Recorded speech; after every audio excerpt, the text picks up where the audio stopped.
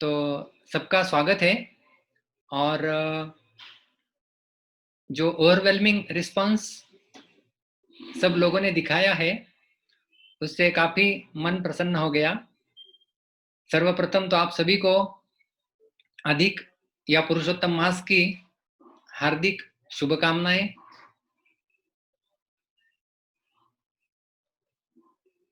इस सत्र में पार्टिसिपेंट्स अलग अलग जगहों से हैं। सर्वप्रथम तो हमारे नासिक के कई सारे भक्त हैं, उसके साथ साथ बम्बई, पुणे, औरंगाबाद, नागपुर, महाराष्ट्र के अन्य जिलों के लोग हैं। उसके साथ साथ दिल्ली, चेन्नई, भारत के विभिन्न राज्यों से भी लोग इसमें हैं और विदेश से Oman, UAE, Bahrain, Nepal, US, यहाँ से भी भक्त है। तो आप लोगों को दो चीजें दिखाई दे रही होगी। कोई चैट में पूछ रहा है कि केवल आपको स्क्रीन दिख रही है, तो दो चीजें आपको दिखेंगी, एक है स्क्रीन और कॉर्नर में मेरा वीडियो भी आपको दिखेगा। तो आपको स्क्रीन, वहां पे हमारा प्रेजेंटेशन है वो आपको दिखेगा और आपको मैं भी दिखूंगा एक कॉर्नर में। कहा तो रहूंगा मैं। हाँ, दुबई से भी कोई भक्त है। So thank you all for participating. I would like to welcome you all. सभी का स्वागत है। तो हम शुरू करने जा रहे हैं हमारा ये अधिक मास का 15वां अध्याय का चर्चा।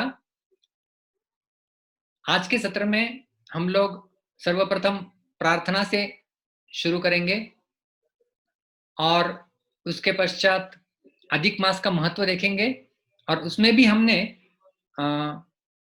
15वां अध्याय गीता का क्यों चयन किया हुआ है उसकी चर्चा करेंगे। तो आज का सत्र एक केवल इंट्रोडक्शन सेशन इस प्रकार से होगा। तो हम शुरू करते हैं प्रार्थना से। तो ये सर्वप्रथम भगवान श्री कृष्ण को दंडवत है, प्रणाम अर्पण किया गया है।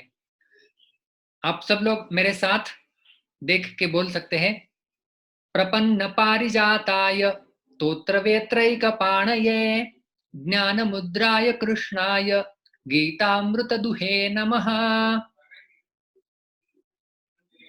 प्रपन्न पारिजाताय, पारिजात या कल्पवृक्ष ये भगवान का नाम है। जो शरणागत होते हैं भगवान को, उनके लिए भगवान कल्पवृक्ष के समान होते हैं और सारी इच्छाएं उनकी पूरी करते हैं। तोत्र वेत्रैक पाणये, उन्होंने अपने हाथ में, सुनाई नहीं दे रहा है, कुछ लोग कह रहे हैं, are you able to listen?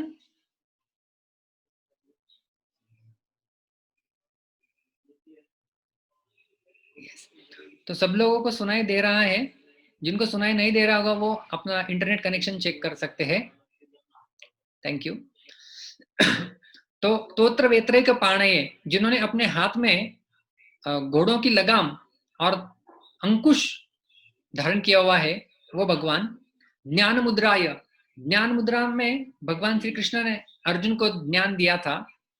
कृष्णाय, ऐसे श्री कृष्ण जिन्होंने गीतामृत दुहे नमः, जिन्होंने भगवत गीता का अमृत इस सारे संसार के उद्धार के लिए तैयार करके दिया है, ऐसे भगवान श्री कृष्ण को मैं प्रणाम करता हूँ।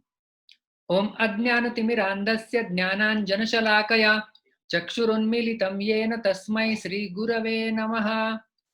अज्ञान तिमिर अंधस्य, मैं अज्ञान रूपी अंधकार में फंसा हुआ हूं और ज्ञान अंजन शलाकया, ज्ञान रूपी अंजन से और शलाका से चक्षुर उन्मीलितम येन, जिन्होंने मेरी आंखें खोली है, ऐसे गुरुदेव को मैं प्रणाम करता हूं।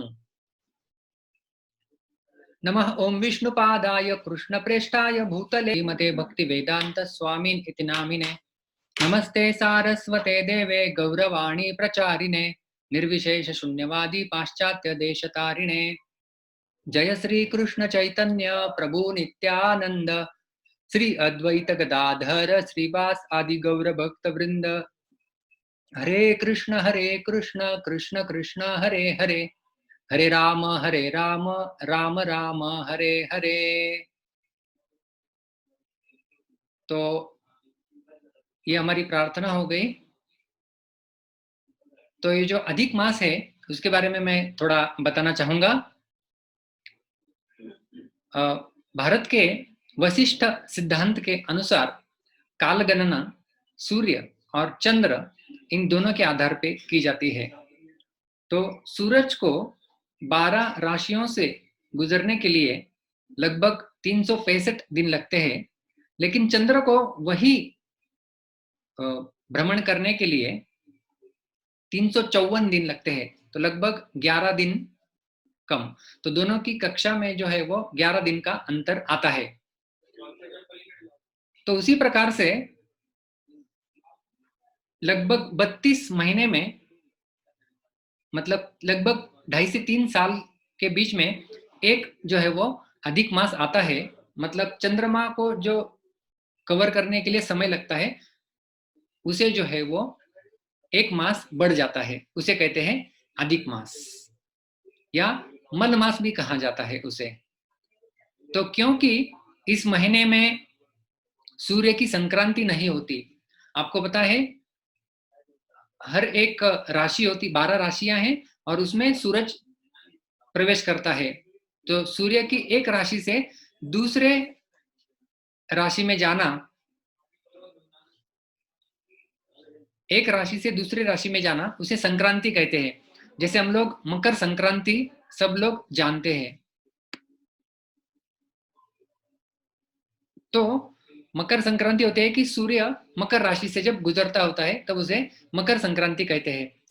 तो क्योंकि ये जो अधिक मास होता है इसमें सूरज की कोई राशि का स्थित्यंतरण ही नहीं होता है, इसलिए जब राशि का स्थित्यंतरण होता है तब जाके मुहूर्त बनाए जाते हैं। तो इसलिए इस महीने में कुछ मुहूर्त नहीं होते और फिर शुभ कार्य भी नहीं किए जाते, जैसे वास्तु प्रवेश हो गया, शादी हो गई किसी की, या फिर ऐसी प्रकार के शुभ कार्य जो है वो नहीं होते हैं। इसलिए इसको जो जो अधिक मास कहा गया है, इसलिए उसे मल मास भी कहा जाता है। इसके वर्णन की एक छोटी सी कथा पद्म पुराण इसमें वर्णन किया गया है इसका, जो कि हर मास का एक अधिष्ठात्रा देवता भी होता है। तो ये जो अधिक मास ये फिर अभी आ गया, उसकी जो एक अधिष्ठात्री देवी थी और सब लोग उन्हें चिढ़ाया करते थे, मल मास अधिक मास की देवी है, अधिक मास की देवी है। तो उसे अच्छा नहीं लगा। तो एक बार भगवान विष्णु के पास चले जाती है और विष्णु से प्रार्थना करती है कि ऐसा ऐसा सब लोग मेरा मजाक उड़ाते हैं, आप कुछ कीजिए। फिर भगवान विष्णु स्वयं उस देवी को लेके साक्षात भगवान श्री कृष्ण गोलोक वृंदावन में वहां पर ले जाते हैं और वहां पर जो भगवान श्री कृष्ण उसे मिलते हैं और सब कारण उसकी पूछताछ करते हैं। तब जो है वो देवी बताती है कि इस प्रकार से मुझे सब लोग मल मास कहते हैं, कोई शुभ कार्य नहीं होता। तो इसलिए भगवान फिर उस देवी को आशीर्वाद देते हैं। हालांकि कोई शुभ कार्य नहीं होता, लेकिन इस महीने में जो भी कोई व्यक्ति कुछ भी आध्यात्मिक कार्य करता है, कुछ भी करता है, तो उसे जो है वो अधिक लाभ मैं दूंगा। इसलिए कहा जाता है अधिकस्य अधिकम फलम, मतलब अधिक मास का फल जो है वो अधिक होता है। तो क्या करना चाहिए इस मास में? इस मास में कुछ व्रत किए जा सकते हैं, उपवास कर सकते हैं, ध्यान किया जाता है, योग कर सकते हैं, साधना कर सकते हैं, भजन कर सकते हैं, मनन कर सकते हैं, आदि सब करने से इसलिए हर एक व्यक्ति के लिए पुरुषोत्तम मास का ये सांकेतिक अर्थ भी होता है कि हर एक व्यक्ति इन सब नियमों का पालन करके अपने आप को एक उत्तम धरातल पर लेके जा सकता है। इसलिए इसका नाम पुरुषोत्तम मास इस प्रकार से जो है वो कहा जा सकता है।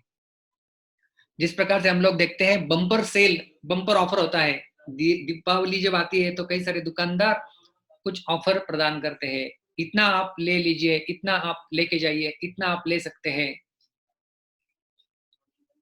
एक लेंगे तो और आपको और एक फ्री मिल जाएगा, इस प्रकार से।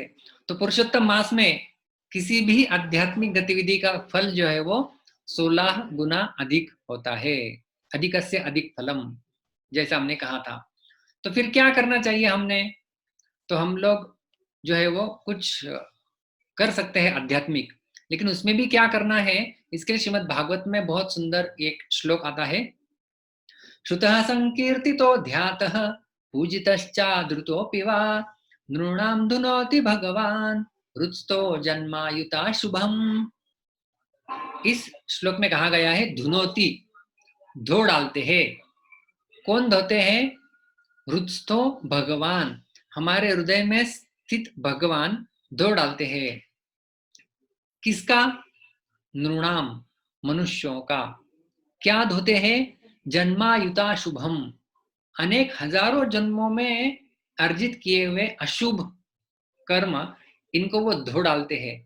अच्छा, नृणाम हर एक मनुष्य के धो डालते हैं क्या? जी नहीं।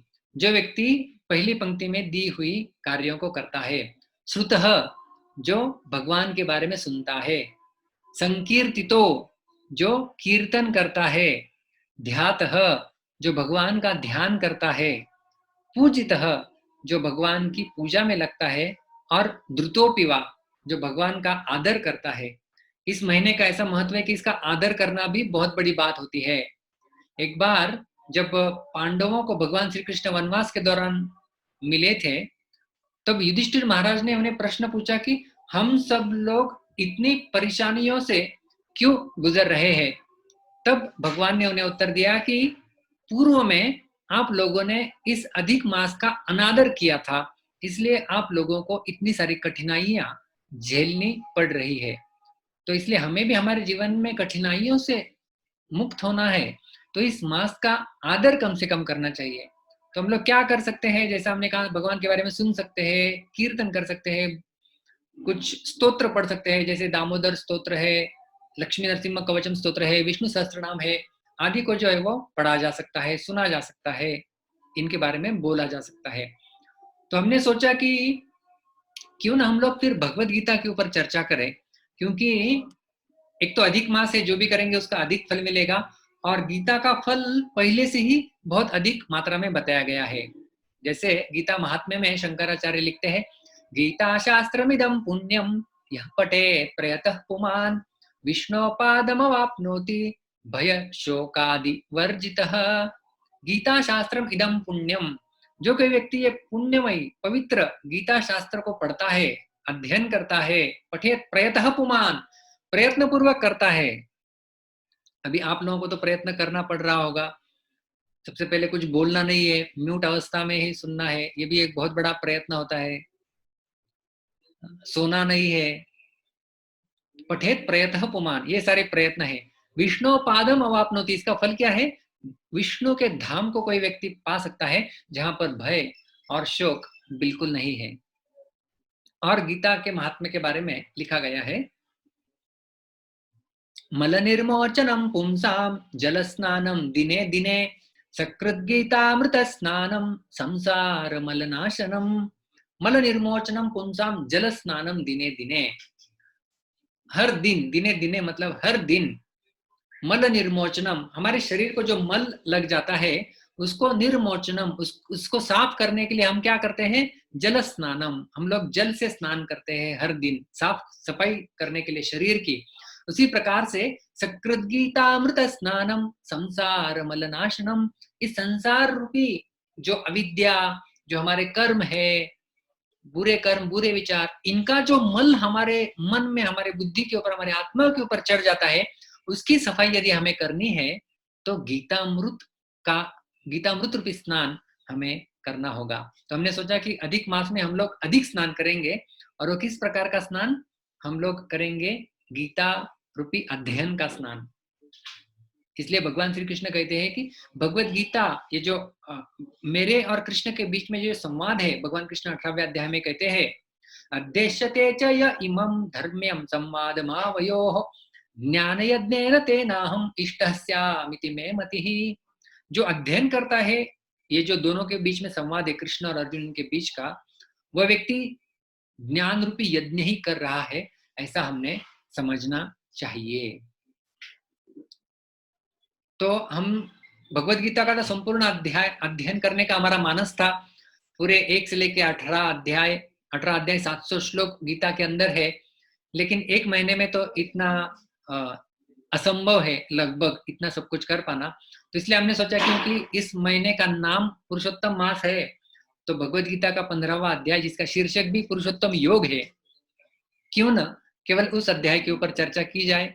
केवल 20 श्लोक इस अध्याय में है, और ये जो 15वां अध्याय है, किसी ने मुझे पूछा था कि क्यों आप ये 15वां अध्याय ही ले रहे हैं। तो पहले कारण तो ये है कि पुरुषोत्तम मास और पुरुषोत्तम योग नाम दोनों का एक जैसा है, और उसके साथ साथ 15वें अध्याय का पठन का फल भी बहुत मीठा बताया गया है, हम लोग बाद में चर्चा करेंगे ही। और जो है वो सब कुछ इस अध्याय में वर्णित है। यदि हम देखना चाहते हैं तो 3 जे बताए जाते हैं। जीव सर्वप्रथम, मतलब जीवात्माएं, हम सब, मनुष्य, प्राणी, स्थावर, जंगम, जो भी जीव है, वृक्ष, प्राणी, मनुष्य, और जगत। जगत यानी प्रकृति, प्रकृति के 3 गुण, ये सब जगत में आते हैं, और सारे पंच महाभूत ये जगत का हिस्सा है। तो जीव यानी जीवात्मा, जगत, और इन दोनों के ईश्वर जिन्हें कहा जाता है जगदीश।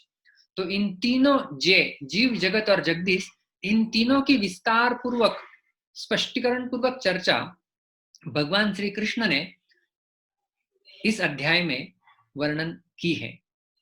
तो यदि हम जब भी कोई श्लोक लेते हैं तो हमने शुरुआत में ही कहा था कि हम क्या क्या देखने वाले हैं। तो हम श्लोकों का उच्चारण, श्लोकों का पठन, क्योंकि बाहरी संसार में भी हम लोग देखते हैं 15वें अध्याय की बहुत बड़ी ख्याति है। किसी का कब जब कोई देहांत हो जाता है तब लोग 15वां अध्याय पढ़ते हैं, या कोई शुभ अशुभ कर्म कुछ भी हो उसमें 15वां अध्याय पढ़ा जाता है पुरुषोत्तम योग नाम का। तो इसको इसको इसको पढ़ना तो हमें अच्छे से आना ही चाहिए, लेकिन इसकी समझ भी हमें अच्छी होनी चाहिए। इस पूरी सभा में कुछ लोग ऐसे होंगे जो पहली बार गीता के ऊपर कुछ सुन रहे हैं।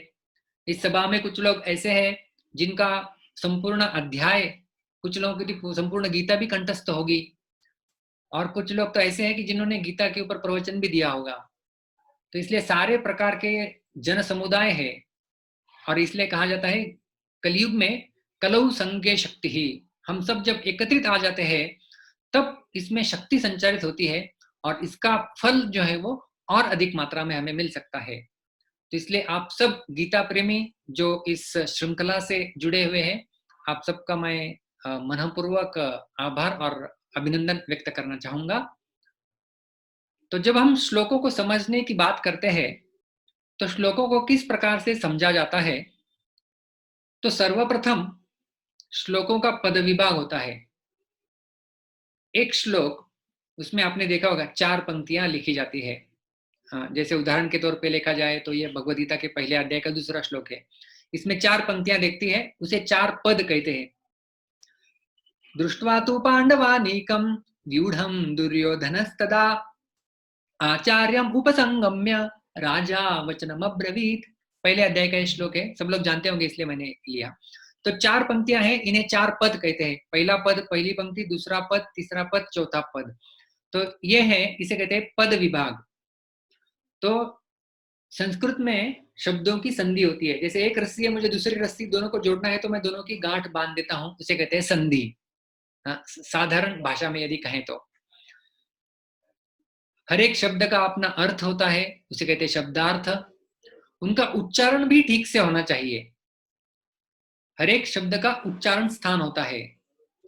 कुछ शब्द दांतव्य होते हैं, जैसे त, थ, द, ध, न बोलते हुए हमारी जिह्वा दांत को स्पर्श होती है। ट, ठ, ड, ढ, ण उन्हें तालव्य कहते हैं, हमारी जिह्वा तालु को स्पर्श होती है। मूर्धा कहते हैं उन्हें, मूर्धा ऊपर टच होते हैं। कुछ तालव्य होते हैं, कुछ ओष्ठ होते हैं, प, फ, ब, भ, म कहते हैं, तो हमारी ओठ को दूसरों का स्पर्श होता है। और क्योंकि संस्कृत भाषा फोनेटिक लैंग्वेज है, फोनेटिक का अर्थ होता है जैसी लिखी जाती है वैसी ही पढ़ी जाती है, इसलिए उसका उच्चारण आसान होता है, कोई भी कर सकता है। अंग्रेजी में वैसा नहीं है। अंग्रेजी में यदि मैं लिखूं PEN पेन और PAIN पेन, दोनों का उच्चारण पेन ही होगा, लेकिन अर्थ और स्पेलिंग दोनों का अलग है। ऐसा संस्कृत भाषा में नहीं होता है। इसलिए कंप्यूटर के लिए भी ये सबसे उत्कृष्ट भाषा मानी गई है, और फोर्ब्स मैगजीन में इसका उल्लेख भी जो है वो किया गया था। तो ये है उच्चारण। आगे हम लोग देखेंगे अन्वय। अन्वय क्या है हम लोग उसके ऊपर आने वाले हैं, और स्पष्टीकरण भी क्या होता है श्लोकों को समझने में, उसके ऊपर हम लोग आने वाले हैं। तो जो हमने उदाहरण लिया था भगवत गीता के पहले अध्याय का दूसरा श्लोक, इसको हम लोग थोड़ा सा समझने का प्रयास करते हैं। तो यह है संजय उवाच। भगवत गीता में 4 लोगों के उवाच, उवाच मतलब अर्थ है उन्होंने बोला। धृतराष्ट्र उवाच, संजय उवाच, इन दोनों के बीच में संवाद चल रहा है। सबसे पहले श्लोक में धृतराष्ट्र ने संजय से प्रश्न पूछा था, धर्म क्षेत्रे कुरुक्षेत्रे समवेतायुत्सवः मामकः पांडवाश्चैव किम कुर्वत संजय। मेरे पुत्रों और पांडवों ने रणभूमि धर्म क्षेत्र कुरुक्षेत्र में एकत्रित आके युद्ध की इच्छा से जो एकत्रित आए थे, उन्होंने क्या किया मुझे बताओ। और फिर संजय वृत्तांत सुनाते हैं। तो इन दोनों के बीच में संवाद चल रहा है, संजय और धृतराष्ट्र, और उनके बीच में फिर दूसरा संवाद शुरू हो जाता है। अगले 2 उवाच, अर्जुन उवाच और श्री भगवान उवाच। तो जो 15वां अध्याय हम लोग देखने वाले हैं उसमें केवल श्री भगवान उवाच इतना ही है, मतलब भगवान द्वारा बोले गए 20 श्लोक वहां पर पाए जाएंगे। तो यहाँ पे पहले अध्याय में पहले श्लोक में जब धृतराष्ट्र ने प्रश्न पूछा तो संजय ने जवाब देना प्रारंभ किया। क्या जवाब देते हैं संजय? दृष्ट्वा तु पांडवानीकं व्यूढ़ं दुर्योधनस्तदा आचार्यम उपसंगम्य राजा वचनम अब्रवीत।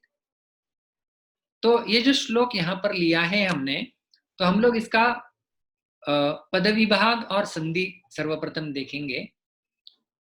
तो ऊपर वही श्लोक लिखा गया है और नीचे हम लोग देख सकते हैं उन्हीं शब्दों को पुनः लिखा गया है, ऐसा प्रतीत होगा, लेकिन हर एक पद अलग किया गया है और जहां पर संधि है वहां पर प्लस करके शब्द दिया गया है। दृष्ट्वा तू पांडव प्लस अनीकम पांडवानीकम, अकः सवर्णे दीर्घ, इस पाणिनि सूत्र के अनुसार ये संधि की गई है। हम लोग संधि के नियम नहीं देखने वाले हैं, केवल बता रहे हैं आपको। व्यूढ़म दुर्योधन तदा, ये बनता है दुर्योधनस्तदा, ये विसर्ग संधि का प्रकार है। आचार्यम उपसंगम्य राजा वचनम अब्रवीत।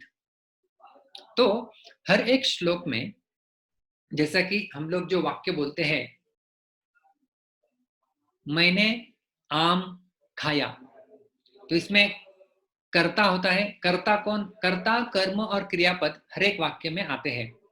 तो मैंने खाया, तो मैं हो गया कर्ता, क्रिया है खाने की, तो खाया ये हो जाता है क्रियापद, और क्या खाया? आम खाया, तो आम बन जाता है कर्म। तो हर एक श्लोक में उसी प्रकार से कर्ता, कर्म और क्रियापद ये होते हैं। और भी कुछ पादपूरक शब्द होते हैं, कुछ विशेषण होते हैं, कुछ संबोधन पर शब्द होते हैं।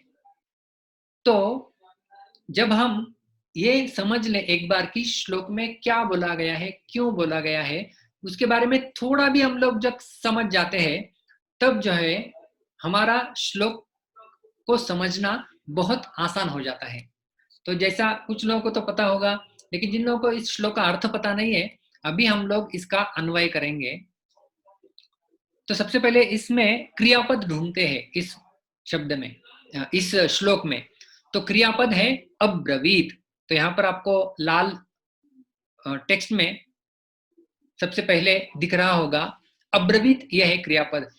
आप लोगों को नोटबुक पेन लेके बैठने की आवश्यकता नहीं है, आप लेके बैठ भी सकते हैं, लेकिन जो स्क्रीन पे दिख रहा है वो आपको लिखने की आवश्यकता नहीं है, क्योंकि ये सारे स्क्रीन्स आपको हम लोग ग्रुप पे भेजने वाले हैं। तो आज का पूरा प्रेजेंटेशन आपको कल आपके ग्रुप पे मिल जाएगा, तो इसलिए उसकी आप चिंता मत करें। जो केवल आपको समझने के लिए और अधिक जो स्क्रीन पे नहीं है जो मैं बोल रहा हूं उसको आप लिख सकते हैं, क्योंकि शायद ऐसा हो सकता है कि हम लोग आखिरी में एक परीक्षा ले, ताकि जिससे आपको कितना समझ में आया है उसकी हम लोग जांच पड़ताल कर पाए। तो सबसे पहला शब्द यहाँ पर लेफ्ट में आपको यदि दिख रहा होगा अब्रवीत, यह है क्रियापद, मतलब ब्रू धातु से आता है अब्रवीत, बोला। भूतकाल है ये, अब्रवीत, बोला गया। कह अब्रवीत, कौन बोला? दुर्योधन, दुर्योधन बोला। कीदृशः दुर्योधनः, किस प्रकार का दुर्योधन? राजा दुर्योधन। हालांकि वह अभी राजा नहीं बने हैं, लेकिन क्योंकि धृतराष्ट्र अंधे थे तो उनका सारा कारोबार वही संभालते थे और राजा बनने की उनकी अभिलाषा थी, इसलिए वो युद्ध भूमि में आए थे, इसलिए उन्हें राजा शब्द का प्रयोग किया गया है। अच्छा, राजा तो है, किम अब्रवीत, क्या बोला उन्होंने? वचनम, कुछ शब्द बोले। किम कृत्वा अब्रवीत, क्या करके उन्होंने बोला? उपसंगम्य, नजदीक जाकर, नजदीक जाकर बोले। अच्छा, नजदीक गए। कम उपसंगम्य, किसके नजदीक गए? आचार्यम उपसंगम्य, आचार्यम यानी उनके जो आचार्य थे द्रोणाचार्य, उनके पास वो गए थे। अच्छा, उनके पास गए, बोले किम, पुनः किम कृत्वा अब्रवीत, क्या करके बोले? दृष्ट्वा, देखकर। अच्छा, देखा, किसको देखकर? किम दृष्ट्वा? पांडवानीकम, पांडवानीकम यानी पांडवों की सेना को देखकर। अच्छा, पांडवों की सेना को देखकर बोले। कीदृशम पांडवानीकम, किस प्रकार की सेना थी ये? व्यूढ़म, व्यूढ़म का अर्थ होता है व्यूह रचना। इस प्रकार से व्यूह रचना की गई थी और इस व्यूह रचना में पांडवों की सेना को दुर्योधन ने देखा था। कदा, कदा अब्रवीत, कब बोले? तदा, तदा मतलब तब, तब की बात बता रहे हैं, पिछली भूतकाल की बात बता रहे हैं। तो आपको अभी सब समझ में आ गया कि किस प्रकार से हमने प्रश्न पूछे, कह, कीदृश, किम और कदा। यह प्रश्न पूछ के हमें जो जवाब मिले उस श्लोक से हमने नीचे लिख दिए हैं। तो पुनः एक बार हम लोग देखते हैं इस श्लोक का। ऊपर आपको श्लोक का पद विभाग दिख रहा है संधि के साथ, नीचे लाल अक्षर में हम लोग देख रहे हैं उन्हीं शब्दों के अन्वय और किस प्रकार से अन्वय की रचना की जाती है। तो क्रिया होती है कुछ ना कुछ हर श्लोक में। तो यहाँ पर क्रिया हो रही है बोलने की, अब्रवीत। अच्छा, तो उन्हें प्रश्न पूछा, कौन बोले? दुर्योधन बोले। किस प्रकार के दुर्योधन? जो राजा है। क्या बोले? वचनम बोले। किम कृत्वा, क्या करके बोले? उपसंगम में, नजदीक जाकर बोले। किसके नजदीक गए? आचार्यम, आचार्य के नजदीक गए। अच्छा, क्या करके गए? आचार्य के नजदीक, दृष्टवा, देख कर गए। अच्छा, क्या देखकर? पांडवानिकम, पांडवों की सेना को देखकर गए। किस प्रकार की थी वो पांडवों की सेना? बिल्कुल व्यूह रचना की गई थी, व्यूढ़म। ऐसा नहीं कि रास्ते के दो चोर उनकी फाइट हो रही है, यहाँ पर पूरा व्यूह रचना के साथ जो है वो लड़ाई होने वाली थी। और कदा अब्रवीत, तदा, उस समय की बात बता रहे हैं। तो पूरा अन्वय यदि हमें पता करना है तो इसे कहते हैं अन्वय। तो ऊपर काले शाही में श्लोक लिखा गया है और संजय वाच तो आप जानते हैं, संजय ने कहा, और नीचे जो है वो अन्वय पूरा लाल अक्षर में दिया गया है। तदा व्यूढ़म पांडवानीकम दृष्ट्वा तु आचार्यम उपसंगम्य राजा दुर्योधनः वचनम अब्रवीत। तो अभी देखिए, मैंने आपको कुछ ज्यादा अर्थ भी नहीं बताया, लेकिन आप सबको ये श्लोक अच्छे से समझ में भी आ गया होगा कि तब व्यूह रचना की हुई पांडवों की सेना को देखकर आचार्य के नजदीक राजा दुर्योधन जाकर कुछ वचन बोले। अच्छा, फिर क्या वचन बोले? इसका जवाब हमें मिलेगा पहले अध्याय के तीसरे श्लोक में। पश्चैतान, इन सबको देखो, ऐसा दुर्योधन जो है वो आचार्य को बताएंगे। पश्चैताम पांडुपुत्राणाम आचार्य महतीम च मम व्यूढ़ाम द्रुपद पुत्रेण तव शिष्येण धीमता। तो इस प्रकार से जवाब देते हैं। लेकिन हम लोग श्लोक के अन्वय समझ सकते हैं, शब्दों के अर्थ समझ सकते हैं। वैसे देखा जाए तो हर एक शब्द के भी बहुत सारे अर्थ होते हैं संस्कृत में, तो लेकिन जो प्रवाह चल रहा होता है उसके अनुसार हमें शब्दों के अर्थ ठीक से लेने होते हैं। तो जैसे मैंने यहाँ पे बताया राजा, अभी राजा शब्द क्यों प्रयोग में लाया गया, हालांकि दुर्योधन तो राजा नहीं थे, तो जैसे मैंने कहा कि राजा नहीं थे, लेकिन क्यों उनका राजा प्रयोग किया गया, क्योंकि एक तो उनके पिता अंधा थे और सारा कारोबार तो यही संभाल रहे थे, और दूसरा कारण था कि उनके अंदर एक इच्छा थी राजा बनने की, इसलिए वो लड़ाई करने के लिए प्रयुक्त हुए थे, उत्सुक थे। युयुत्सुम समुपस्थितः, लड़ाई करने के लिए वहां पर प्रस्तुत थे। तो इसलिए हमें केवल श्लोक का इतना ही अर्थ नहीं जानना चाहिए, और उसके बाद हमने देखा था स्पष्टीकरण। तो स्पष्टीकरण बहुत अधिक आवश्यक होता है, और इसलिए उदाहरण दिया जाता है कि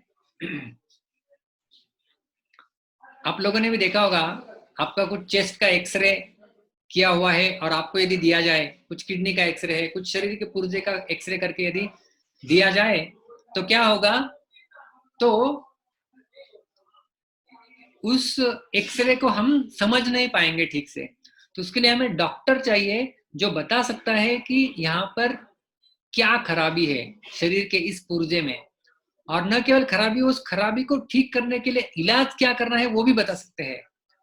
तो उसी प्रकार से हमारे आचार्य होते हैं संप्रदायों के, वो टीका देते हैं इन श्लोकों के ऊपर, उनको स्पष्टीकरण करके हमें समझाते हैं कि किस प्रकार से इन श्लोकों को समझना चाहिए पहले तो, और दूसरा उनको हमारे जीवन में किस प्रकार से पालन करना चाहिए। इन सब को सिखाने के लिए हमें आचार्यों की टीका, जिस प्रकार से एक्सरे को समझने के लिए हमें एक डॉक्टर की आवश्यकता होती है, एक रेडियोलॉजिस्ट चाहिए जो समझा सकता है, और उसके बाद एक फिजिशियन चाहिए जो दवाई दे सकता है, उसी प्रकार से जो हमारे परंपरा में आने वाले आचार्य होते हैं वो हमें हमारे बीमारी बता सकते हैं, और उसके साथ साथ बीमारी का इलाज भी बता सकते हैं। तो इसलिए हमारे आने वाले सत्रों में हम लोग जो 15वां अध्याय है, इनके श्लोकों के ऊपर कई सारे आचार्यों ने टीकाएं लिखी हुई है, उनके द्वारा हम लोग उन्हें समझने का प्रयास करेंगे, और बहुत ही सुंदर सुंदर टीकाएं ये है, इन्हें हम लोग जो है वो समझने वाले हैं। और खास करके हम लोग श्रीधर स्वामी इनके द्वारा लिखी गई टीका का प्रयोग करने वाले हैं, क्योंकि उनकी टीका का नाम ही है सुबोधिनी। बोध का अर्थ होता है समझना, और सुबोधिनी इसका अर्थ है बहुत अच्छे से समझा जा सकता है, उसे कहते हैं सुबोधिनी। तो ये सुबोधिनी टीका है जिससे हम लोग सारे श्लोकों का अच्छे से अर्थ निकाल के समझ सकते हैं, यह है सुबोधिनी टीका। उसके साथ साथ श्रील प्रभुपाद जी ने भगवद गीता यथारूप, ये जो टीका लिखी है उसके आधार पे भी हम लोग चर्चा करने वाले हैं। विश्वनाथ चक्रवर्ती ठाकुर जो गौड़ीय संप्रदाय में आचार्य आए हुए हैं, उनकी टीका हम लोग देखेंगे। तो इस प्रकार से अन्योन्य टीकाओं के साथ उनका निचोड़ निकाल के जो है वो हम लोग इस पुरुषोत्तम मास में चर्चा करने जा रहे हैं। तो हमारा जो है वो डेली रूटीन किस प्रकार से होगा, तो सर्वप्रथम आप नोट कर लीजिए कि शनिवार को सत्र नहीं होंगे, शनिवार को आपको साप्ताहिक छुट्टी दी जाएगी, क्योंकि हर रोज कुछ लेना है तो विद्यार्थी भी परेशान हो सकते हैं, उनको कुछ विराम चाहिए, तो शनिवार को विराम दिन है, और हमारी भी कुछ अन्य सेवाएं उस दिन होती है, तो इसलिए शनिवार हमने विराम दिन रखा हुआ है। लेकिन हम लोग आपको एक ग्रुप में लिंक भेजेंगे जिसके द्वारा आप 15वां अध्याय का उच्चारण उस लिंक को देख के भी कर सकते हैं, क्योंकि हमें तो हर रोज 15वें अध्याय का यहाँ पे पठन करना है। आज का हमारा पठन बाकी है, तो हम लोग अभी सत्र के अंत में करने वाले हैं। तो शनिवार को आप अपने घर पे ही कर सकते हैं इसका पठन उस लिंक के साथ जो हम लोग भेजेंगे आपको ग्रुप में कल। तो हमारा शुरुआत उसी प्रकार से होगा। सबसे पहले हम लोग प्रार्थना करेंगे, संपूर्ण भगवद गीता का 15 अध्याय का पठन करेंगे, और एक एक श्लोक लेके उसकी हम लोग विस्तार से चर्चा करेंगे। और जैसा हमने कहा कि आपको नोट्स निकालने की आवश्यकता नहीं है ज्यादा, क्योंकि ये सारे स्लाइड्स आपको भेजे जाने वाले हैं ग्रुप में। और अंतिम हम लोग एक परीक्षा भी ले सकते हैं महीने के आखिरी दिनों में, जब हमारे सत्र समाप्त हो जाएंगे उसके पश्चात, ताकि आप लोग कितना समझे हैं ये हम भी समझ सकते हैं और आप स्वयं भी अपने आप को जांच कर सकते हैं। तो आइए हम सब लोग अभी ये 15वें अध्याय का पठन करेंगे। आप सब लोगों को स्क्रीन के ऊपर श्लोक दिखेंगे, तो हम सब एक साथ इनका उच्चारण करने वाले हैं, और अच्छे से स्पष्ट रूप से और जोर से आप उच्चारण कीजिए। म्यूट में ही करना है आपको। आप ये मत सोचिए कि कोई मुझे सुन रहा है या नहीं रहा है, या ये बाजू वाले बैठे वाले घर के सदस्य क्या बोलेंगे इसकी आप चर्चा मत कीजिए। जैसे ऐसा कहा जाता है कि भगवत गीता हमारी माँ है, और माँ की गोद में बैठने के लिए छोटा बच्चा कभी कतराता नहीं है। उसी प्रकार से भगवत गीता का पठन कर रहे हैं हम लोग, तो इसमें कतराने की आवश्यकता नहीं है। तो हम लोग जो है वो अध्याय का उच्चारण कर रहे हैं, इसका अर्थ है हम लोग हमारी माँ इसके आश्रय में हम लोग जा रहे हैं। तो सारे वैदिक सभ्यता के 5 आधार स्तंभ है, जिन्हें 5G कहते हैं।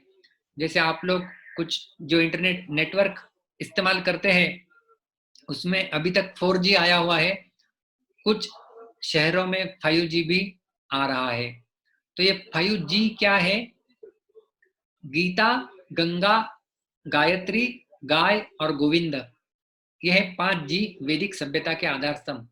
गीता, गंगा च गायत्री, गौश्च गोविंद एव च सनातनस्य धर्मस्य पंच प्राणः प्रकीर्तितः। ये सनातन धर्म के 5 प्राण बताए गए हैं। गीता सर्वप्रथम, गंगा, गंगा नदी पवित्र नदी, गाय, गीता गंगा च, गायत्री तीसरा है गायत्री, चौथा है गाय गोमाता, और 5वां है गोविंद। तो हम लोग गीता और गोविंद ये दोनों तो साथ में ही ले रहे हैं। गंगा के जल से हम लोग शुद्धिकरण कर सकते हैं, लेकिन गंगा तो भगवान के चरण कमल से निकलती है इसलिए पवित्र है। लेकिन उस चीज के बारे में क्या कहना जो भगवान के मुख से निकली हुई है। मुख पद्माद्विनिश्रिता गीता को कहा जाता है। गीता सुगीता कर्तव्या किम अन्यत् शास्त्र विस्तरे या स्वयं पद्मनाभस्य मुख पद्माद्विनिश्रिता। गीता सुगीता कर्तव्या किम अन्यत् शास्त्र विस्तरे। यदि गीता आपके पास है तो अन्य शास्त्रों की विस्तार पूर्वक चर्चा करने की क्या आवश्यकता है? क्यों? या स्वयं पद्मनाभस्य मुख पद्माद्विनिश्रिता। स्वयं पद्मनाभ भगवान श्री कृष्ण इनके मुख कमल से ये गीता बह रही है। इसलिए गंगा में तो हमें वहां पर जाकर उसमें डुबकी लगाने के बाद हम लोग शुद्ध हो सकते हैं। लेकिन भगवत गीता ऐसा ग्रंथ है जिसे हम लोग केवल घर में भी रखते हैं, जिसके श्लोक छोड़ दीजिए, कोई आधा श्लोक भी कोई पढ़ता है और सुनता है तो क्या होता है? वह व्यक्ति पवित्र हो जाता है। इसलिए कहा जाता है मल निर्मोचनम पुंसाम जल स्नानम दिने दिने सकृत गीतामृत स्नानम संसार मल नाशनम। ये सारे संसार का मल जो है वो नाश हो जाता है जब हम लोग केवल एक बार भी जो है वो गीतामृत में नहाते हैं। और गाय, प्रश्न आता है गाय का, तो सारे वेदों को जो है उपनिषदों को गाय की तुलना की गई है, और उसमें निकलने वाला दूध, गाय का जो सार है, निकलने वाला जो दूध है उसे गीता कहा गया है। सर्वोपनिषदो गावो दुग्धा गोपाल नंदन पार्थो वत्स सुधीर भोक्ता दुग्धम गीतामृतम महत्। सर्वो उपनिषदो गावो, सारे उपनिषद गाय के समान है। सर्वोपनिषदो गावो दुग्धा गोपाल नंदन। दूध निकालने वाला ग्वाला कौन है? वो है कृष्ण। दुग्धा गोपाल नंदन। और फिर गाय बछड़े को देख के दूध देती है। यहाँ पे बछड़ा कौन है? पार्थो वत्स सुधीर भोक्ता। वत्स है अर्जुन, पार्थ, वत्स सुधीर भोक्ता। और जो निकलने वाला दूध है, दुग्धम गीतामृतम महत।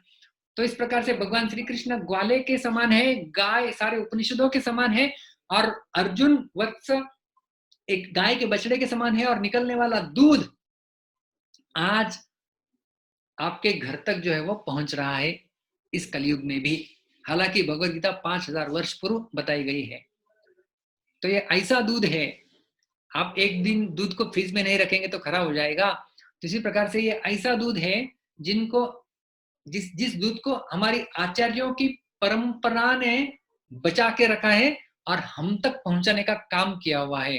तो ऐसे आचार्यों को हम लोग धन्यवाद देंगे, और ऐसे भगवान श्री कृष्ण जिन्होंने सारे विश्व के संसार के लिए गीता रूपी अमृत सबको प्रदान किया है, उनसे हम लोग यही प्रार्थना करेंगे कि हमने जो संकल्प लिया हुआ है कि 15वां अध्याय गीता का चर्चा करें, तो उसमें कुछ बाधाएं वो नहीं आने दें, और उनसे जूझने की शक्ति हम सबके प्रदान करें, और हमारा संकल्प पूरा हो जाए, ऐसी हम प्रार्थना करते हैं। किसी ने चैट बॉक्स में भी जो है वो लिख के भेजा है, 5G क्या है, गीता गंगा गायत्री गौश्च गोविंद एवच।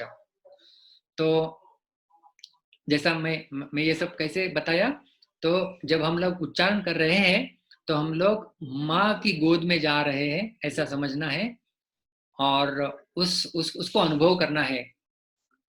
तो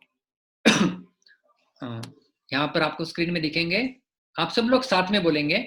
कल हम लोग ऑडियो वीडियो लिंक भी भेजेंगे आपको, उसको आप फिर कभी भी आपको जब समय मिले, खाना बनाते समय, झाड़ू पोछा करते समय, ऑफिस जाते समय, कभी भी आप उसे सुन सकते हैं। तो दिन में एक बार आपका ये अध्याय पढ़ के होना चाहिए। हमारे शाम के 8 बजे के सत्र में हम लोग इसे तो लेने ही वाले हैं, शुरुआत में ही, प्रारंभ में ही। तो आप समय पे ज्वाइन करेंगे तो बहुत अच्छा हो जाएगा। सबका साथ, कलौ संगे शक्ति ही, एक साथ सबको फल मिलेगा। और शनिवार के दिन जब छुट्टी है हमारे सत्रों को, उस समय आप घर पर ही उस वीडियो के साथ जो हम लोग भेजने वाले हैं उसके साथ आप उच्चारण कर सकते हैं। तो बहुत सुंदर अध्याय है, हम सब लोग साथ में बोलेंगे। अथ पंचदशोऽध्यायः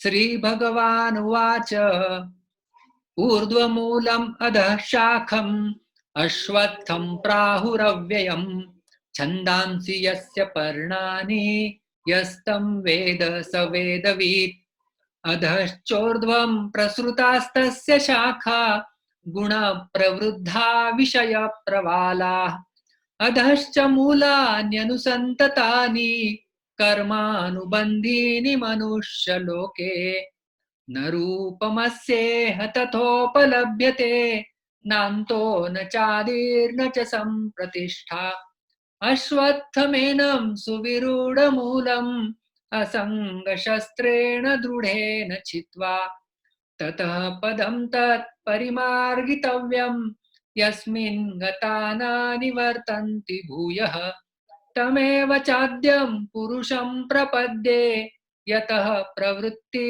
प्रसृता पुराणी निर्मानमोहाजितसङ्गदोषा अध्यात्मनित्या विनिवृत्तकामा द्वन्द्वैर्विमुक्ता सुखदुःखसंज्ञैः गच्छन्त्यमूढा पदमव्ययं तत् न तद्भासयते सूर्यो न शशाङ्को न पावकः यद्गत्वा न निवर्तन्ते तद्धाम परमं मम ममैवांशो जीवलोके जीवभूतः सनातनः मनः षष्ठानीन्द्रियाणि प्रकृतिस्थानि कर्षति शरीरं यदवाप्नोति यच्चाप्युत्क्रामतीश्वरः गृहीत्वैतानि संयाति वायुर्गन्धानि वाशयात् श्रोत्रं चक्षुः स्पर्शनं च रसनं घ्राणमेव च अधिष्ठाय मनश्चायं विषयान् उपसेवते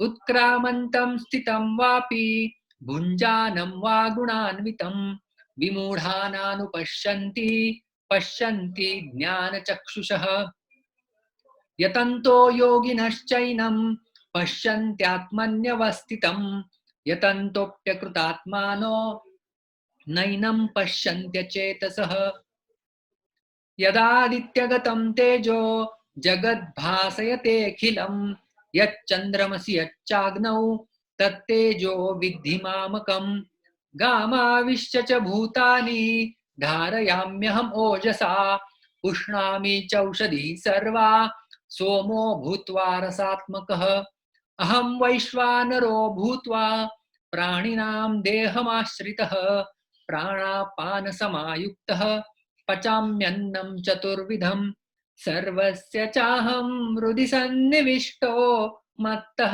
स्मृतिर्ज्ञानमपोहनं च वेदैश्च सर्वैरहमेव वेद्यो वेदान्तकृद्वेदविदेव चाहम् द्वाविमौ पुरुषौ लोके क्षरश्चाक्षर एव च क्षरः सर्वाणि भूतानि कूटस्थोऽक्षर उच्यते उत्तमः पुरुषस्त्वन्यः परमात्मेत्युदाहृतः यो लोकत्रयम् आविश्य बिभर्त्यव्यय ईश्वरः यस्मात्क्षरम् अतीतोऽहम् अक्षरादपि चोत्तमः अतोऽस्मि लोके वेदे च प्रथितः पुरुषोत्तमः यो मामेवमसम्मूढो जानाति पुरुषोत्तमं स सर्वविद् भजति मां सर्वभावेन भारत इति गुह्यतमं शास्त्रम् इदम् उक्तं मया नघ एतद् बुद्ध्वा बुद्धिमान् स्यात्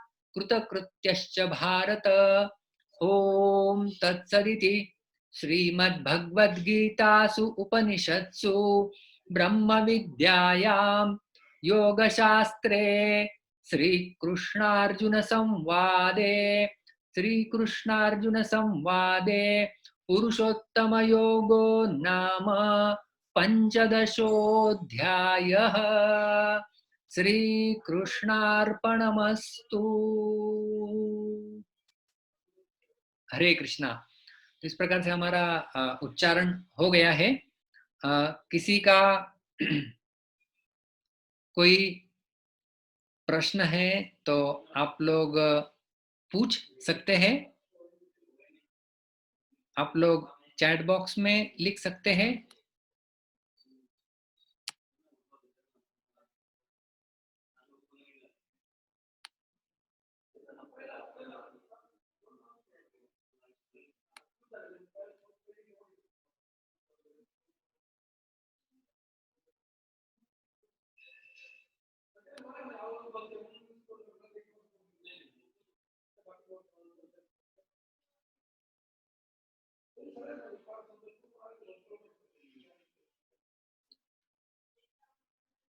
क्लास में हर श्लोक की चर्चा करेंगे।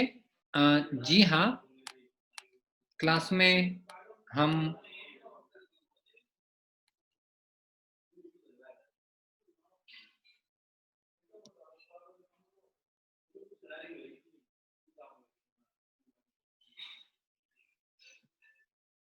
पीयूष जी है, आप खुद को अनम्यूट करके प्रश्न पूछ सकते हैं।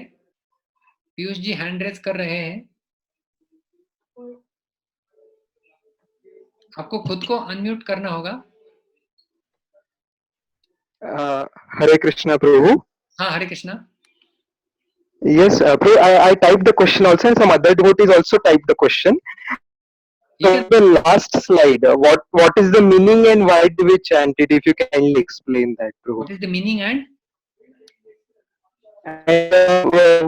what is the purpose of chanting that at the end of the chapter? तो 15वें अध्याय का पठन Meaning and purpose. The last slide, Prabhu. Last slide you read some verse after the 20th verse. हाँ, तो वो जो है वो हर एक अध्याय का अंत किया जाता है। और श्रीधर स्वामी ने उसे लिखा है। जो मैंने कहा कि श्रीधर स्वामी की टीका हम लोग प्रयोग करने वाले हैं।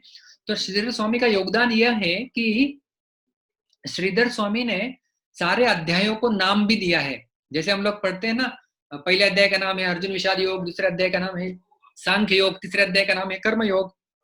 तो ऐसे सारे 18 अध्यायों का नाम है और 15वें अध्याय का नाम है पुरुषोत्तम योग। उस प्रकार से तो ये श्रीधर स्वामी ने सारे अध्यायों के नाम भी दिए हैं और उसके आखिर में लिखते हैं कि ये जैसे हमने कहा कि श्री कृष्ण अर्जुन संवाद है, कृष्ण और अर्जुन के संवाद का ये 15वां अध्याय पुरुषोत्तम योग यहाँ पे समाप्त होता है।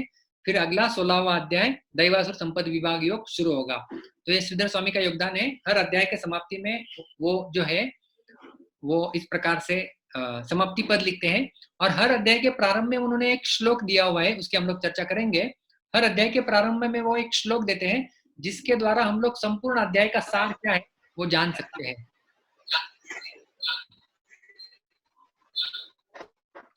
तो Okay, bro. Thank you, bro. Hari bol. प्रश्न पूछना है तो आप हाथ ऊपर कर सकते हैं, आपको अनम्यूट करने की ये देंगे।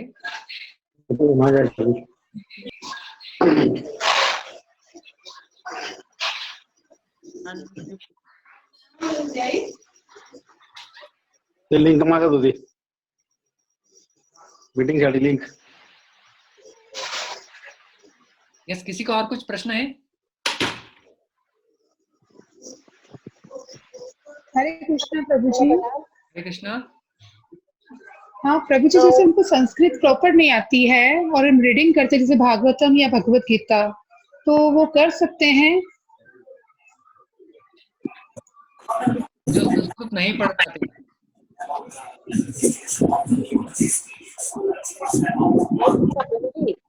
मुझे ये पूछना था कि 15वें अध्याय का पहले श्लोक से स्टार्ट करेंगे ना, वो कब करेंगे? मैं तो वही खोल के बैठी हूँ। वो कल से शुरू होगा। कल मतलब कल तो शनिवार है, कल छुट्टी है जैसे हमने बताया। संडे। हाँ, संडे से पहला श्लोक प्रारंभ होगा। पूरा अध्याय का पठन करेंगे और फिर एक श्लोक लेंगे और हर एक दिन एक एक श्लोक की चर्चा करेंगे। जैसा हमने एक श्लोक का अन्वय करके वो बताया, उसको पढ़ना भी सिखाएंगे, उसका अर्थ भी बताएंगे, आचार्य की टीका भी बताएंगे और उसका पीछे का अर्थ क्या है वो भी बताया जाएगा। जी जी, ठीक है प्रभु जी। हरे कृष्ण प्रभु जी। हरे कृष्ण प्रभु, दंडवत प्रणाम। हाँ जी। ये 15वां अध्याय है, वो उसका कब पठन करना चाहिए, उसका उचित समय? ऐसा कुछ समय नहीं होता है। जैसा हम लोग अभी शाम को 8 बजे सेशन लेने वाले थे और शाम को करने वाले हैं, आप कभी भी पढ़ सकते हैं। आप सुबह पढ़ेंगे तो ज्यादा अच्छा है, लेकिन हमारे सेशन आप अटेंड करेंगे तो आपको यहाँ पर भी पढ़ना हो जाएगा। Thank you. हरे कृष्ण प्रभु, दंडवत प्रणाम। हरे कृष्णा। मुरली गोविंद दास। हाँ, मुरली गोविंद प्रभु। हरे Krishna. Thank you Prabhu, very nice class. Actually, I just need a small clarification. Out of all these yogas, it is explained like Bhakti Yoga is the supermost for us. Okay, then this 15th chapter is the Purushottama Yoga and Purushottama Prapti Yoga. How this is different from Bhakti Yoga, Prabhu? How? This Purushottama Yoga is different from the Bhakti Yoga. से भक्ति योगा, ये 12वें अध्याय का शीर्षक दिया हुआ है श्रीधर स्वामी ने, भक्ति योग, और ये 15वां अध्याय का शीर्षक है पुरुषोत्तम योग। तो वैसे देखा जाए तो इसको हम लोग अलग नहीं कर सकते। इसमें भी भक्ति योग का वर्णन आएगा। प्रपद्यते जैसे चौथा 5वां श्लोक है, उसमें वर्णन आता है। तो ये लेकिन खास करके पुरुषोत्तम, एक्चुअली हम लोग देखेंगे 17, 18, 19 ये 3 श्लोक, इन्हें त्रिश्लोकी गीता भी कहा जाता है। 3 श्लोकों में संपूर्ण गीता। तो भगवान कैसे पुरुषोत्तम है वो सिद्ध किया गया है, इसलिए इसका शीर्षक पुरुषोत्तम योग है। वैसे देखा जाए तो दूसरे अध्याय में आप देखो तो कर्म योग भी आता है, भक्ति योग का भी वर्णन आता है, ज्ञान योग का भी आता है, लेकिन विशेष रूप से सांख्य के ऊपर जोर है, इसलिए सांख्य योग दिया हुआ है। तो जिस अध्याय में जिस प्रमुख विषय के ऊपर जोर दिया है उसके आधार पे नाम दिया जाता है। ओके ओके ओके प्रभु, thank you very much. Hare Krishna. Hare Krishna प्रभु जी, दंडवत प्रणाम। हाँ, हरे कृष्ण। हाँ प्रभु जी, ऐसा था कि जैसा इंग्लिश कैलेंडर से हम चलते हैं तो जो भी ईयर हमारा 4 से डिवाइड होता है, उस ईयर में मतलब लीप ईयर जैसे फरवरी में 29 डेज आते हैं, तो वो तो आफ्टर 4 इयर्स होता है ना। इट इज लाइक जैसा 2020 में हुआ, then it will come like next after 4 years. और लीप ईयर है, अधिक मास। लीप ईयर वो सोलर के हिसाब से चलता है।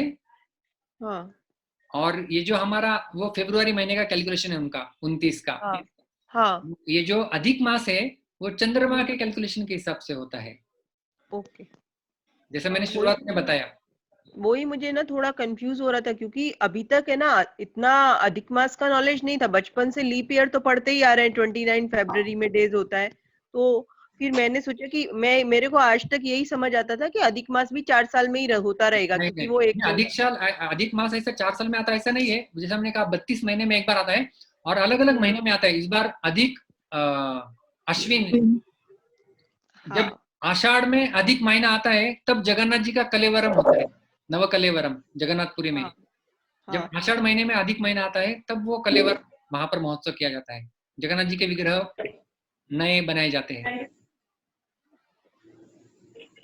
तो समझा। तो प्रभु ये जी जो टोटली डिफरेंट है लीप ईयर से ना, मतलब ये हाँ, पूरा इसका लीप ईयर से कोई लेना देना नहीं है, ये अधिक मास बिल्कुल हमारा। बिल्कुल लेना देना नहीं है।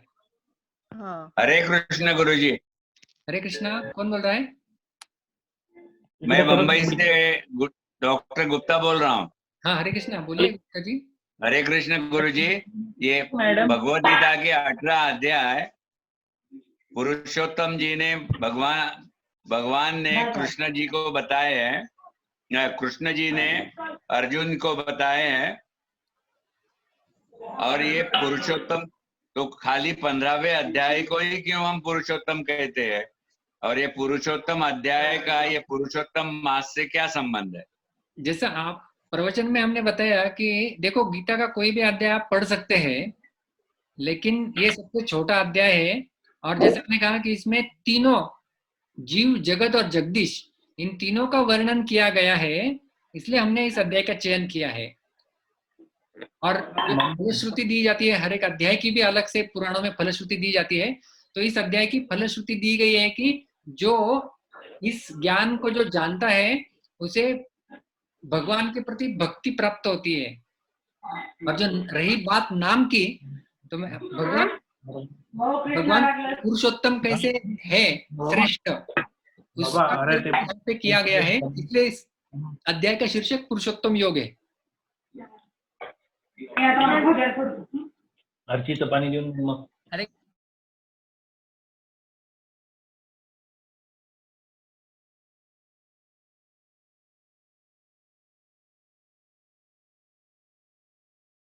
हरे कृष्णा गुरुजी।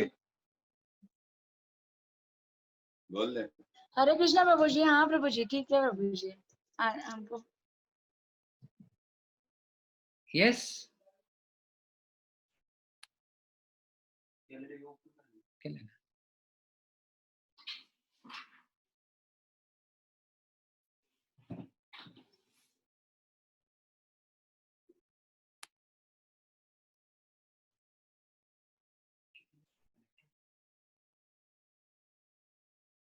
दीपक पवार हैंड रेस किए हुए, आप अनम्यूट कर सकते हैं अपना। हरे कृष्णा प्रभु। हरे कृष्णा। हरे कृष्णा, दीपक पवार। हाँ यस प्रभु। हाँ बोलो। हाँ प्रभु, आपने जो बोला कि ये जो अपन कुछ इसमें करते पुण्य, मतलब 16 टाइम्स ग्रेटर रहता है ये। तो प्रभु जी, तो प्रभु अगर इसमें श्लोका रिसेट करते टाइम कुछ गलती हो जाती है तो वो भी 16 टाइम कंसिडर हो जाता है क्या? नहीं, देखो भगवान, हम लोग जो कहते हैं कि भावग्राही जनार्दन, भगवान हमारा भाव ग्रहण करते हैं। और हमें इसको कर्मकांड दृष्टिकोण से नहीं देखना चाहिए कि मैं इतना करूंगा तो मुझे इतना फल मिलेगा। हमें तो केवल इसका इतना लाभ लेना है कि हमें भक्ति पूर्वक करना है। और भगवान से हम लोग क्षमा मांग लेंगे कि भगवान कुछ गलती हो जाए तो क्षमा कर देना, लेकिन हमारी ओर से हम अच्छा उच्चारण करने का प्रयास करेंगे। और वो तो मैं आपको सिखाने वाला हूँ ही, तो उसकी आपको चिंता करने की आवश्यकता नहीं है। Yes Prabhu, thank you. Vanita, आप अनम्यूट कर सकते हैं अपने आप को। हेलो प्रभु। हरे कृष्णा प्रभु जी। हाँ, दंडवत प्रणाम। यस प्रभु जी, अधिक मास की पोजीशन चेंज क्यों होती रहती है? मतलब कभी कभी जैसे अभी नवरात्रि और श्राद्ध के बीच में है तो इसकी पोजीशन कैसे होती है? कैलकुलेट करते हैं वो कैलकुलेशन है ना। जैसे हमने कहा सूरज को पूरा करने के लिए 12 राशि 365 लगते हैं और चंद्रमा को 354 लगते हैं। तो 11 दिन 3 साल में एक बार करेंगे तो 33 दिन होते हैं। लेकिन ये महीना हमें कितना एडजस्ट करना है, 30 दिन एडजस्ट करना है, तो 3 दिन आगे कैरी फॉरवर्ड हो जाएंगे। तो ऐसे 3 दिन 30 साल में फिर वो अलग कई चले जा सकते हैं। कैलकुलेशन होता है, इस प्रकार से जो कैलकुलेशन होता है, तब जो है वो हमें उस प्रकार से गणना करनी होती है। तो ये कभी एग्जैक्टली उसका कैलकुलेशन आता है 32 महीने, वो घड़ी तक दिया हुआ है पुराणों में, यदि आप देखना चाहेंगे तो। हरे कृष्ण। प्रभु जी मेरा नाम विवान है। हाँ विवान बोलो। हरे कृष्णा प्रभु जी, हम लोग अधिक मास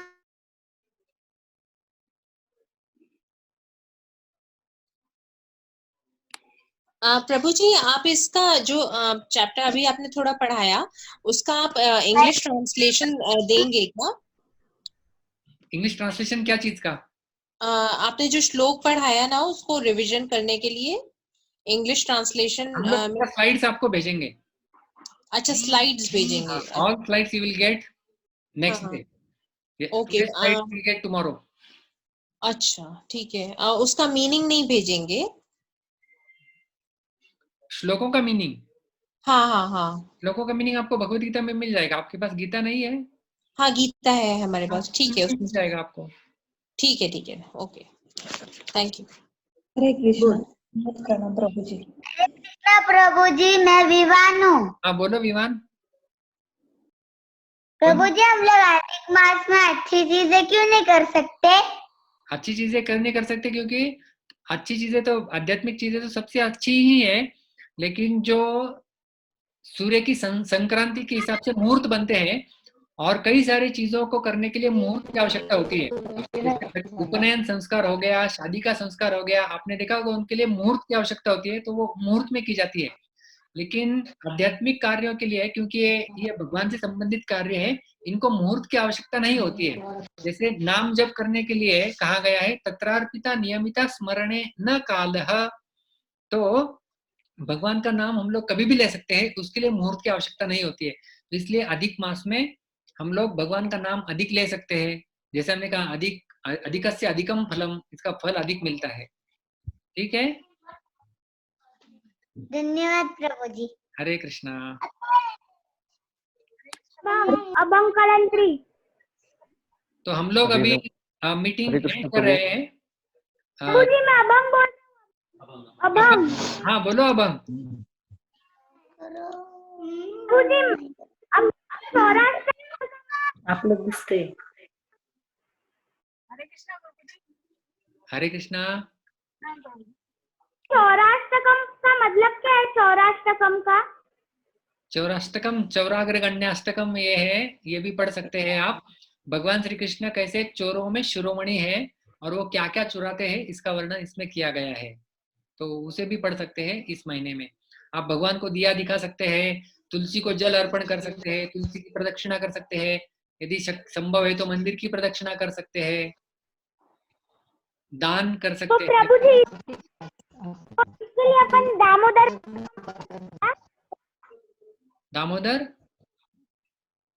तो इसके लिए हम दामोदर अष्टकम बोलते हैं, और वो टाइम पे दिए ये करते हैं क्या? वो कार्तिक महीने में दामोदर अष्टकम बोला जाता है, वहां पर भी दीप अर्पण होते हैं। ये अधिक मास में भी दीप अर्पण किए जा सकते हैं। धन्यवाद प्रभु जी। हरे कृष्णा। तो हम लोग अभी यहाँ पे रुक रहे हैं। आप सब लोग का, आप गीता के ऊपर इतनी निष्ठा रख के आप सब लोग आए। लगभग 600 लोगों ने तो रजिस्टर किया हुआ है, लेकिन पता नहीं कुछ कारणवश कम लोग आए होंगे, लेकिन फिर भी 250 लोगों ने इस सत्र को सुना। आप सभी के ऊपर भगवान श्री कृष्ण की और भगवद गीता की कृपा बनी रहे, यही हम प्रार्थना करते हैं। और हम लोग मिलेंगे, ठीक कल नहीं मिलेंगे, कल तो आपको घर पे ही पठन करना है, शनिवार की छुट्टी है, और मिलेंगे हम लोग ठीक परसों शाम को 8 बजे। बहुत बहुत धन्यवाद। हरे कृष्णा। ग्रंथराज भगवद गीता। हरे कृष्ण प्रभु। जय।